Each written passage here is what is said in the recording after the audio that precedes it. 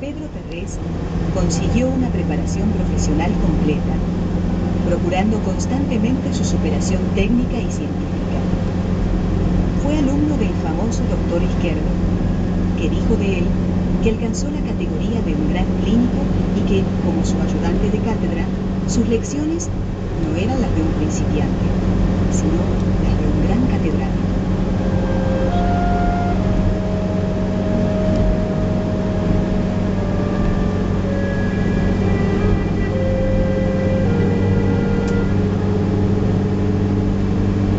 En la Navidad de 1927, cuando le falta medio año para licenciarse en medicina, sustituyó al médico de Monistrol de Calders. Allí, el día de Navidad, hace Pedro Terrés voto de castidad. De alguna manera, en esta ofrenda de sí mismo ya está todo el resto de la vida de entrega a Dios. Este voto de castidad fue una especie de regalo de fin de carrera que se hicieron él y la Virgen María. Pero él, Pedro Terrés, hacía donación total a Dios de su persona, ofreciéndole incluso el amor legítimo de una posible esposa.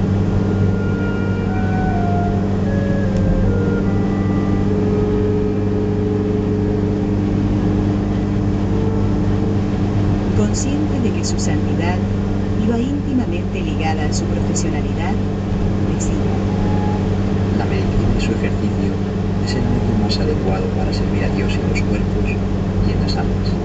Y a medida que su alma iba progresando por los caminos de la santidad, él y todo lo que le rodeaba iba identificándose con Cristo.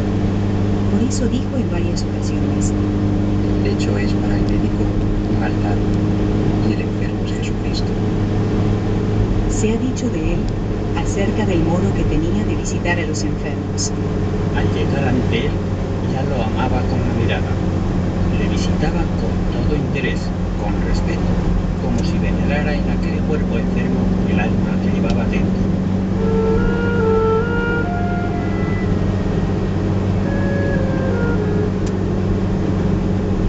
Una perspectiva de su apostolado era su preferencia por los enfermos pobres. Muchísimas veces visitó de balde y muchísimas también, además de no cobrar, dejaba dinero para que pudiesen comprar los medicamentos. Se preocupaba de que los enfermos graves recibiesen los últimos sacramentos. Y he aquí una muestra de su ingenio. Eran los primeros tiempos de la guerra, cuando en Barcelona se quemaron las iglesias y fueron asesinados muchísimos religiosos y sacerdotes. La hija de un gran cabecilla revolucionario estaba gravemente enferma. Pedro Terrés, exponiendo la vida, le preguntó a la joven si quería recibir los últimos sacramentos. La joven respondió que sí. Entonces él simuló una consulta con un especialista, que era el sacerdote, y aquella alma pudo tener el consuelo de recibir los últimos auxilios que la Iglesia ofrece a los moribundos.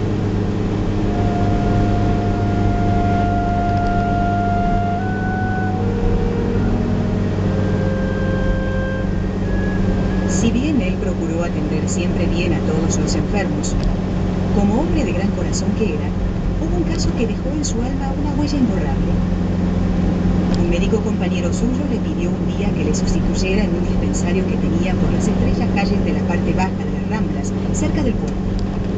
Tal vez lo hizo, dado que era la primera vez y nadie le conocía en el barrio. Unos delincuentes le arrinconaron contra la pared de un edificio y le robaron todo lo que de valor llevaba: su pluma estilográfica, el reloj y la cartera con todo el dinero. Cuando ya no quedaba nada más para robarle, les miró muy amablemente y les dijo: ¿podría decirme dónde está el dispensario del doctor que vengo a sustituir? Huelga decir que le devolvieron todo y que enseguida le indicaron el lugar. Era un dispensario muy destartalado, pero a él le gustó porque le daba la oportunidad de practicar el bien a aquella gente tan necesitada.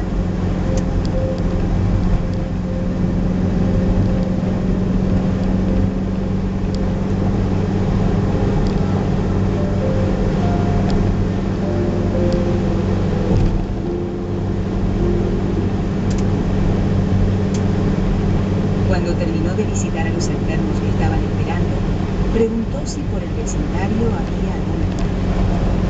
Él mismo lo relata así: ayer pude introducirme en el fondo de una habitación lúgubre y oscura.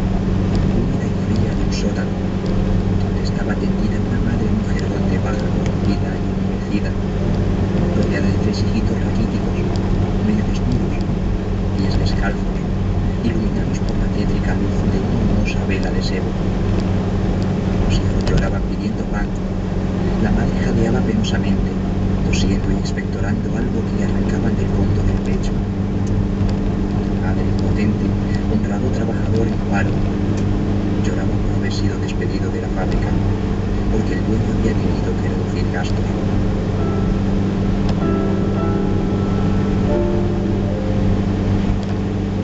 El recuerdo de esta pobre tuberculosa le acompañó siempre hasta que ya, sacerdote y director del Secretariado General Diocesano de Beneficencia de Barcelona, fundó el Sanatorio Clínica de Nuestra Señora de la Merced, donde pudiesen estar atendidos estos enfermos. Muchos recuperaron la salud allí.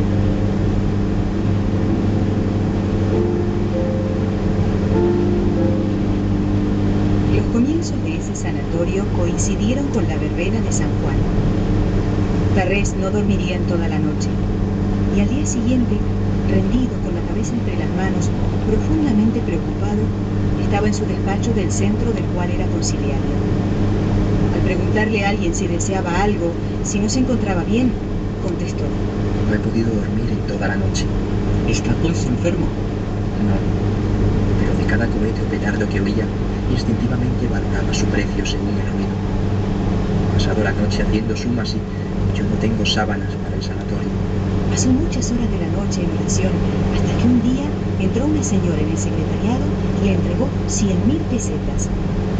Descolgó el teléfono llamando a su íntimo amigo médico con la ilusión de un niño. Entonces, ¿cómo te las arreglaste? Le preguntó el otro. Mira, cuando fuerzas de constancia, oración y sacrificio, pides algo al buen Dios, siempre acaba por concederte.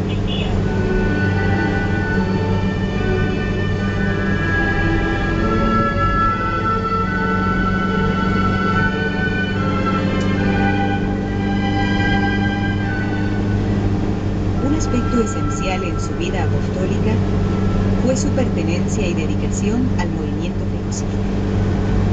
La Federación de Jóvenes Cristianos de Cataluña fue un hecho religioso de gran trascendencia en la historia religiosa de Cataluña. En menos de 6 años, desde 1931 hasta mediados de 1936, llegó a contar con 18.000 jóvenes adheridos, distribuidos en 352 grupos. El doctor Pedro Tarrés, los domingos por la tarde, en compañía de su madre, recorría en coche distintos lugares propagando la federación. Lo que arrastraba y enardecía a los jóvenes hacia la federación era la espiritualidad profunda y la convicción que se desprendía de las palabras de Tarrés. En ella, los jóvenes redescubrían el alma cristiana de su tierra catalana. Por eso, la Federación de Jóvenes Cristianos fue un formidable movimiento juvenil cristiano para la recristianización de Cataluña. Fue tal la entrega de Tarrés a este movimiento que cuando un día le preguntaron si tenía novia, él contestó con absoluta seriedad: Mi novia es la federación.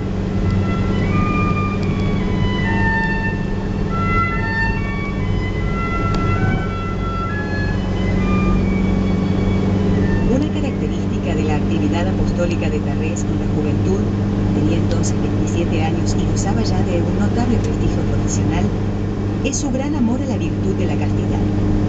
De palabra y por escrito defendía esta virtud. Lo hacía de una manera tan positiva y con tanto entusiasmo que lograba que fuese amada por los jóvenes y las jóvenes. La valoraba tanto porque consideraba que era el mejor exponente del autodominio y la mejor garantía de la verdadera feminidad y de la auténtica virilidad. Veneraba a la mujer y veía en ella la grandeza de la madre. Las miraba a todas como un reflejo de la Virgen María, Madre de Dios.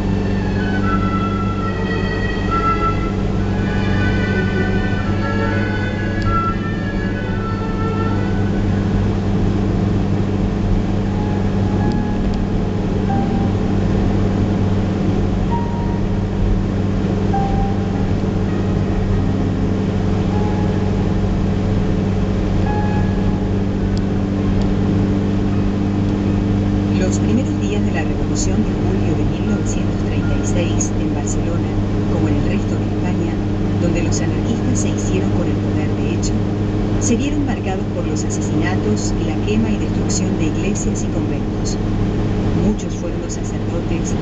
religiosos y laicos mártires de la fe, sin que se diera el caso de uno solo que apostatase de sus creencias cristianas. De los jóvenes de la Federación cayeron más de 300.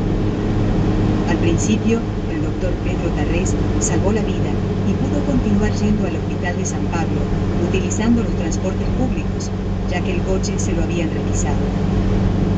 Dios le tenía destinado para grandes cosas cuando terminase la guerra. Por eso le iba salvando del odio rampante en aquellos momentos de locura colectiva en los que parecía que toda la furia del infierno se había desatado.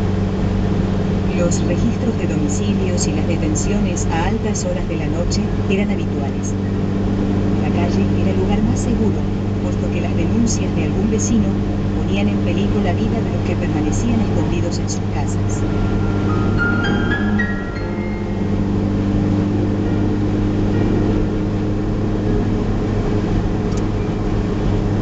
El padre Serra, su director espiritual, y Pedro Tarrés se veían cada tarde en el parque de Moyú. Allí repasaban latín para preparar la entrada de Pedro en el seminario cuando pasara la tormenta. Una tarde, el padre Serra no acudió. Alguien lo reconoció por la calle y lo delató como sacerdote. Aquel pastor de almas fue fusilado en Moncada.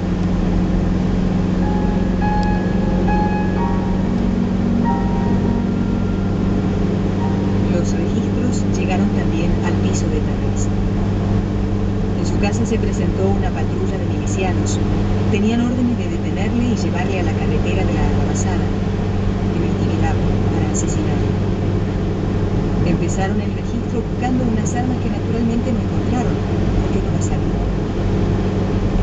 Entraron en su despacho y, a falta de armas, comenzaron a vaciar la biblioteca y a romper los libros.